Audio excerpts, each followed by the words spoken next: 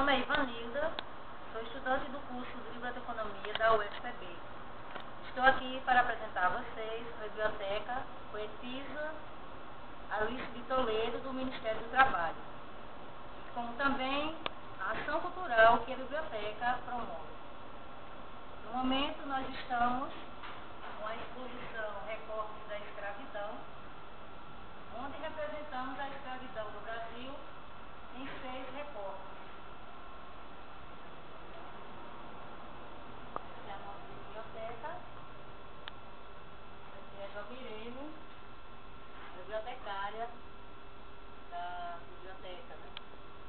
Então, o primeiro recorte é o tráfico, onde os negros eram transportados em navios da África para o Brasil.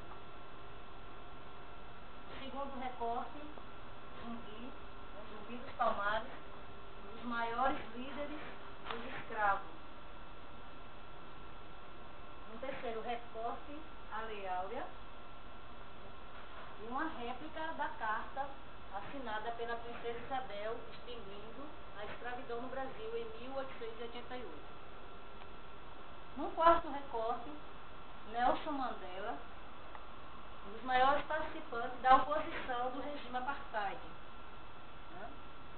No quinto recorte, Martin Luther King, um dos maiores líderes do movimento negro nos Estados Unidos, onde ficou conhecido com a frase I have a dream, eu tenho um sonho.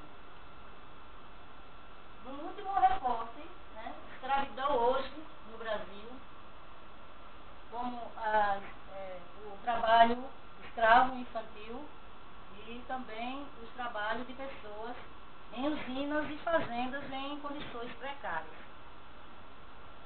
Quero apresentar a vocês também o espaço da biblioteca, o seu acervo, aqui as LTRs, as leis trabalhistas, as leis,